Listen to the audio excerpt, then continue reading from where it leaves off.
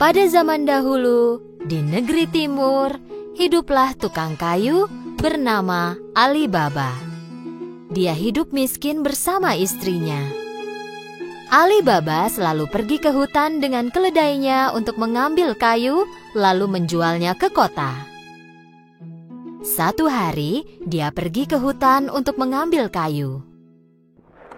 Tiba-tiba, dia menyadari ada sekelompok pria berkuda menuju ke arahnya, dan mereka tidak terlihat ramah. Mereka pasti para pencuri. Aku harus segera bersembunyi. Ali Baba menyembunyikan keledainya di balik semak dan memanjat sebatang pohon. Orang-orang itu datang dan berhenti tepat di bawah pohon itu. Ali Baba menghitung. Mereka semuanya berjumlah 40 orang.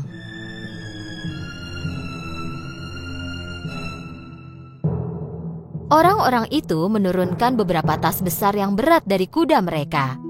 Ali Baba menyadari bahwa orang-orang tersebut adalah pencuri.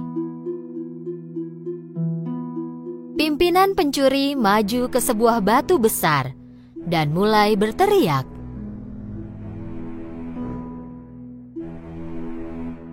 Sesame terbukalah. Tiba-tiba, sesuatu yang tak terduga terjadi. Batu besar itu menggelinding dan terbuka seperti sebuah gerbang, dan muncullah sebuah gua. Para pencuri masuk satu persatu sambil membawa tas yang berat itu. Tak lama kemudian, gerbang gua menutup secara otomatis. Ali Baba tak percaya pada apa yang dia lihat. Tak lama kemudian, batu itu terbuka lagi dan pencuri tersebut keluar. Terakhir, pemimpin pencuri keluar, lalu berbalik ke arah gerbang itu dan berkata, Sesame tertutuplah. Batu besar itu segera tertutup, dan para pencuri melompat ke atas kudanya lalu pergi. Ali Baba turun dari pohon dan langsung menuju batu besar itu.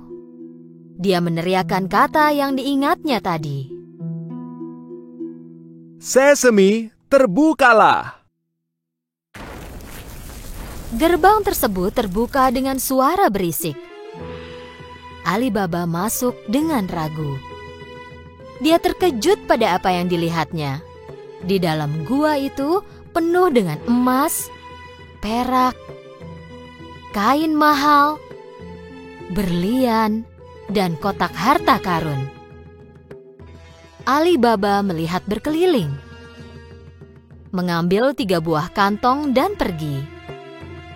Dia mengembalikan batu tersebut dan mengulangi ucapan yang dia dengar dari pemimpin pencuri. Sesame tertutuplah. Ali Baba menaruh tasnya ke atas keledai dan pulang. Ketika tiba di rumah, Ali Baba menunjukkan tas itu kepada istrinya. Sang istri tak percaya dan berpikir Ali Baba mencurinya. Dari mana kau menemukan emas banyak ini? Ali Baba menjelaskan semuanya kepada istrinya. Hal itu membuat istri Ali Baba sangat senang dan mereka mulai mengemasi barang mereka. Ayo lihat berapa banyak uang yang kita punya. Jangan, ayo kita gali lubang dan sembunyikan emasnya. Keluarlah dan gali lubang. Aku akan pinjam gelas pengukur dari kakakmu Kasim. Kakak Ali Baba, Kasim, adalah seorang pedagang kaya, tetapi sangat serakah. Dia tak pernah membantu Ali Baba, jadi Ali Baba memperingatkan istrinya. Jangan bicara apapun tentang emas itu, tak seorang pun yang boleh tahu. Istri Ali Baba pergi ke rumah Kasim dan meminjam gelas pengukur. Karena tahu bahwa mereka sangat miskin, Kasim segera bertanya, Kenapa kau memerlukan gelas pengukur? Kau tak punya uang? Istri Ali Baba segera mengarang cerita bohong. Tentu saja Kasim tidak mempercayainya. Dia diam-diam menaruh madu di bawah gelas dan memberikan gelas itu kepada istri Ali Baba. Ketika istrinya pulang, Ali Baba dan istrinya mulai mengukur emas tersebut. Dan Ali Baba mengubur emas yang telah dia hitung ke dalam sebuah lubang.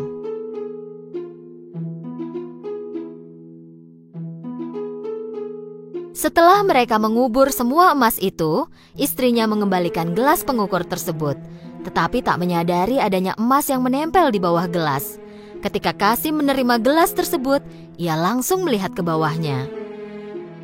Ketika melihat emas itu, dia sangat kaget.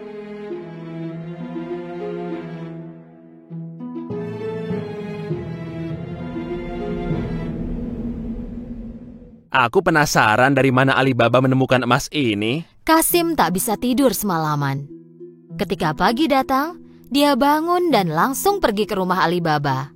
Dan dia menunjukkan emas yang menempel di bawah gelas itu. Alibaba, kupikir kau ini miskin. Dari mana kau menemukan emas ini? Alibaba menceritakan semuanya supaya Kasim tidak memberitahu semua orang tentang emas itu. Jika kau tak menunjukkan letak gua ini, aku akan memberitahu para pencuri tentangmu. Tapi Kasim... Alibaba tahu Kasim akan melakukan apa yang diucapkannya. Tak ada pilihan, mereka pergi ke gua itu. Guanya ada tepat di belakang batu ini. Sekarang ayo pergi dari sini, para pencuri mungkin datang sebentar lagi. Alibaba dan Kasim pulang ke rumah. Tetapi Kasim masih memikirkan gua itu. Dia segera membawa 2 ekor keledai dan pergi ke gua. Ketika tiba di depan pintu gua, dia mengulangi perkataan yang dia pelajari dari Alibaba. Sesame terbukalah. Batu besar itu tiba-tiba mulai bergerak dan gerbang ke gua pun terbuka. Kasim tak percaya. Dia kehabisan kata-kata tentang pemandangan di dalam gua. Emas yang berkilauan membuatnya terpesona. Dengan buru-buru, dia mulai mengisi tas yang dia bawa dengan emas sebanyak yang dia bisa. Ketika tak ada tempat lagi, dia kembali ke gerbang. Tetapi gerbangnya tertutup. Dan sialnya, dia lupa kata sandi untuk membuka gerbang. Jadi dia mulai mengarang dan mencoba membuka gerbang itu. Pintu terbukalah. Batu terbukalah. Gandum terbukalah. Apapun yang dia ucapkan, gerbangnya tidak mau terbuka. Kasim mulai panik. Dia mencari gerbang lain tetapi tak menemukan apapun. Tak lama kemudian, para pencuri kembali ke gua mereka. Saat mereka melihat keledai Kasim, mereka menjadi curiga dan menghunus pedang mereka. Sesame terbukalah.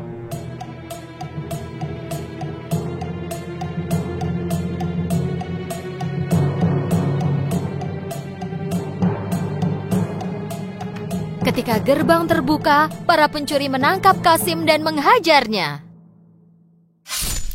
Jadi inilah pencuri yang mengambil emas kita.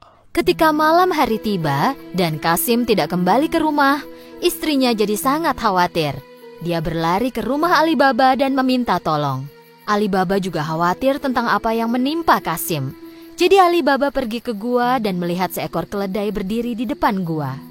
Itulah saat dia tahu bahwa kakaknya ada di dalam gua dan dibunuh oleh para pencuri.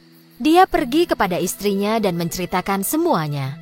Mereka memutuskan untuk tidak memberitahu siapapun tentang hal ini. Tak lama kemudian, Alibaba dan istrinya mulai tinggal di rumah Kasim.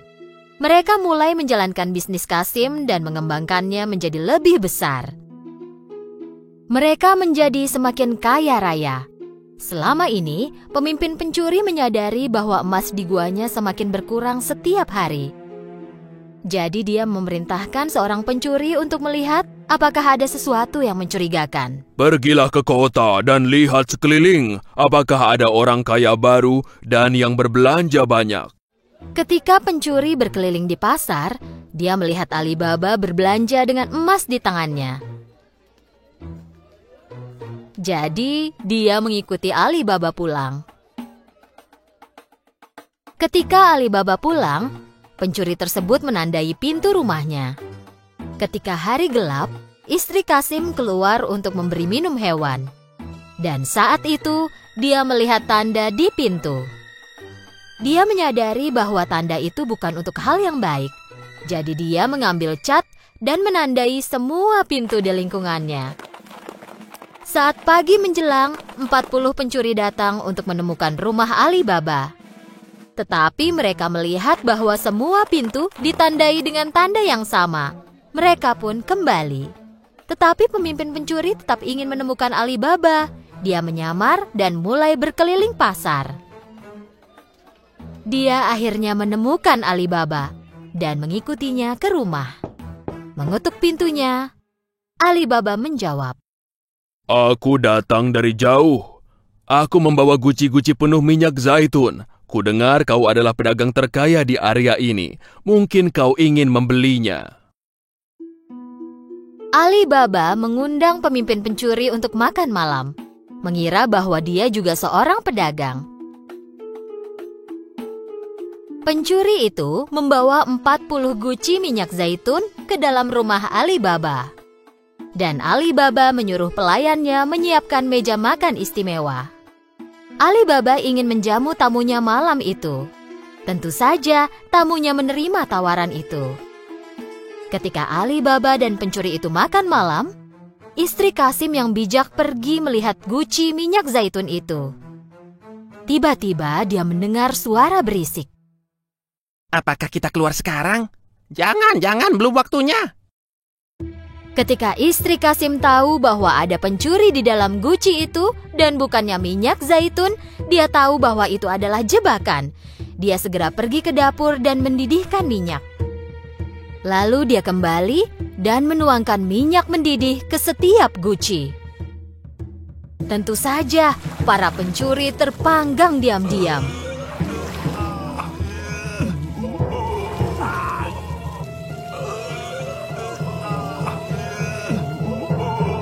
Pada malam hari, saat semua orang tertidur, pemimpin pencuri datang ke samping setiap guci.